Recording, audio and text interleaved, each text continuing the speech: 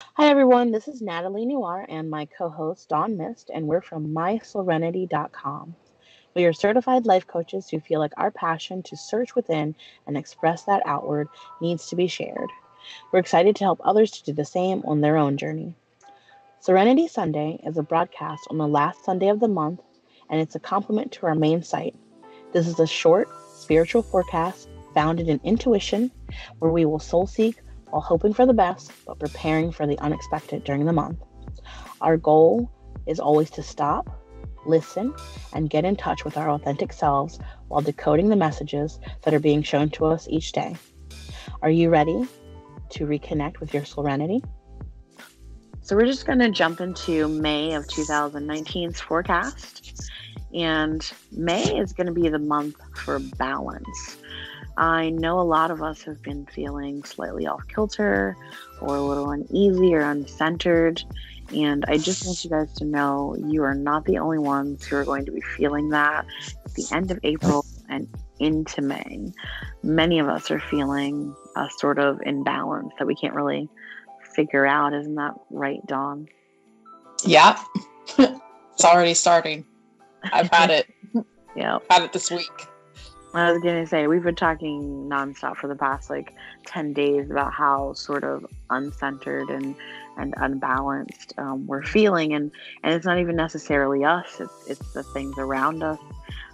This is going to be whether it's with work or relationships that you're having or any sort of money things you're having. That's all going to feel really sort of unpredictable in May. And it's going to cause you some anxiety.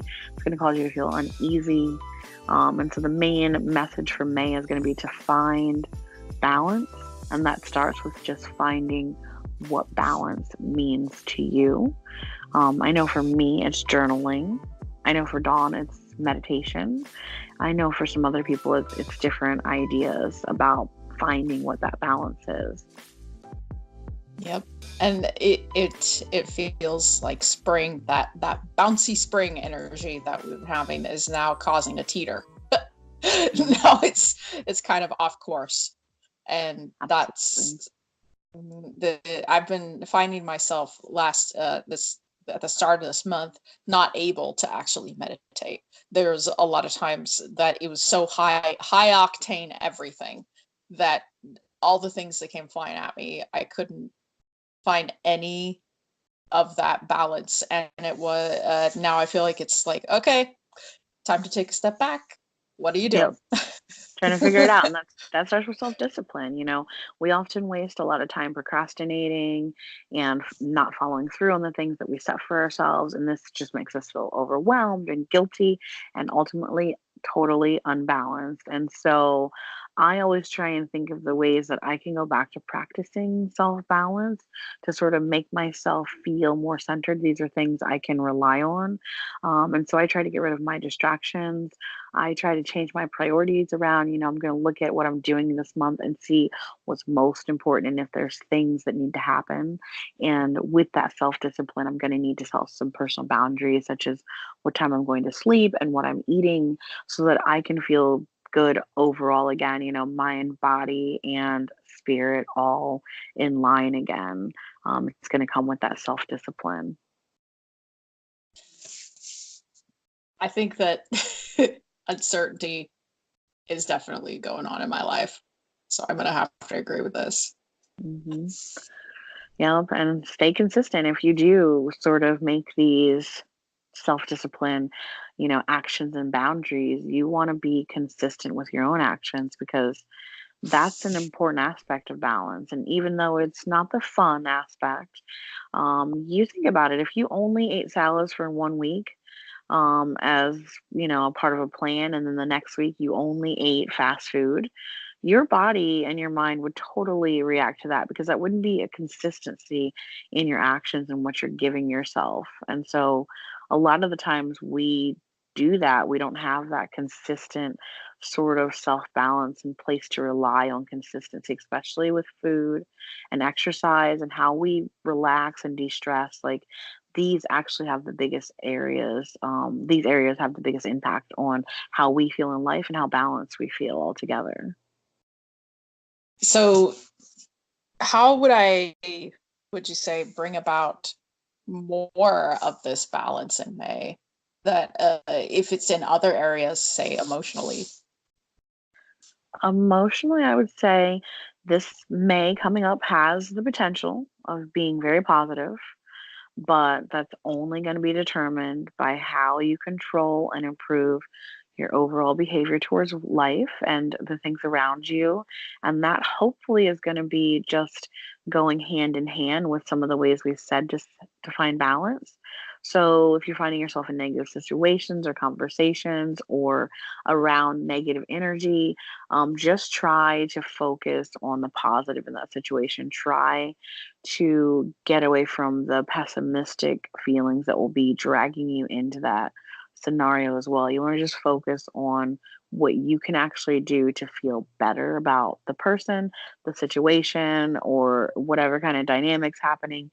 You want to focus on what you can do to change it and not necessarily why it's feeling this way. You want to find that balance within yourself first to sort of get through that situation. And I think we were talking about grounding last night as well as a way to do this. And there's a lot of different grounding techniques that you Yes. can do. And Yeah. Oh, go ahead. no, no, you go ahead. Well, I was just going to say, before I go back to grounding, that it sounds to me more conscious thought of what it is that's happening seems to be Definitely. important in May. Yeah, What's going on? definitely. That happened to me already. Like, Yeah. in some conversations I've been having, I've been noticing a lot more negative interactions with family members, people kind of bringing out this, just pessimistic attitude about things that are going on, and a lot of toxic kind of like circular conversations have been happening for the start of this week. So yeah, I think Absolutely. that's true. And, grounding is going to help you take care of Yeah. yourself because, like most of us, you're probably juggling work and relationships and your home life Mm, and, your friends and things like that. So, the most important thing you want to remember is you need to make time for yourself. And if you're not taking that proper time to do what fills your soul away from responsibilities, then balance is always going to seem just out of your reach. And we all will create excuses for not having time for self-care. I am one of those people who will do a million other things for other things or my obligations or people. yeah. And then at the end of the night, I've forgotten that I didn't even take a few minutes for myself. And it is important that you take at least 5 minutes Yes. for yourself. And this will reiterate the self discipline and the consistency that you have for your plan. And that's why we were talking about grounding. Grounding Mm, is the practice of making you feel more centered and making you feel more supported in your overall life. And that's just an inner support. That's not a support from anyone else or anything else. Grounding is going to help you anchor yourself to your own body and just to be in that present moment so that you're not feeling as anxious or stressed out as you may feel all day long. You're giving yourself this 5 minutes to sort of ground yourself. And we're gonna talk about how to ground yourself. And I know for Dawn and mm, I, it's something we do without even thinking about it. yeah. It's just a go-to for both of us. And Mm. so, go ahead.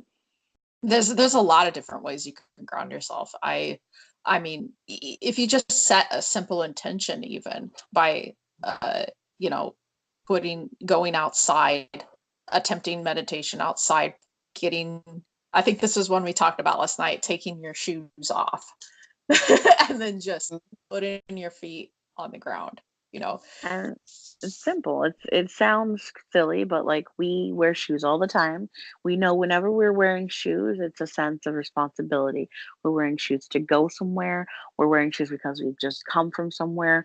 We wear different types of shoes for different events, and so some shoes we wear are uncomfortable, but we're doing it for a purpose. And so this is kind of the opposite of that. You are removing the shoes. You're removing your socks if you can.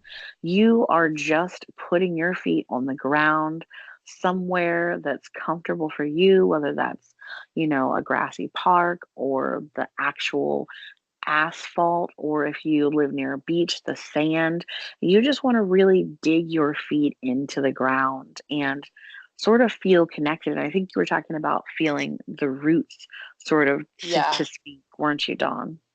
Yeah, it's a grounding sort of ritual that I've done for years, and that is to imagine uh, at the core of the earth, roots coming up and attaching to your feet, and energy pulsing from the earth, the core of the earth, whatever color, usually green or red, is something that I imagine, an energy flowing through me and reconnecting me with nature, with because we're all a part of that cycle of nature. We're a part of that energetic frequency. We like to think ourselves separate from nature, separate from everything, but really we're interacting on levels that we can't even see. You can't even, yeah, you don't even know it.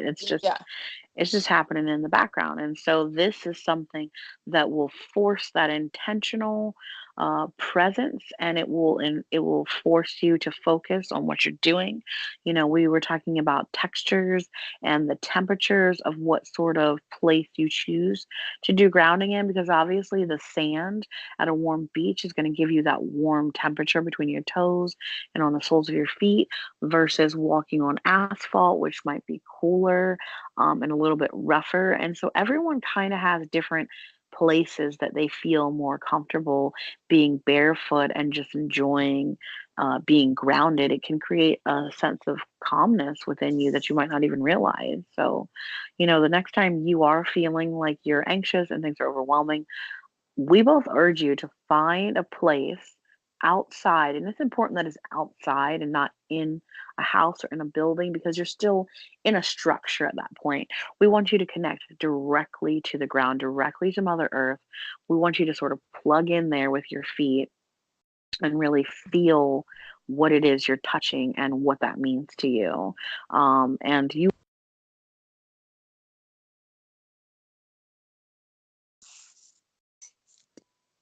I lost you.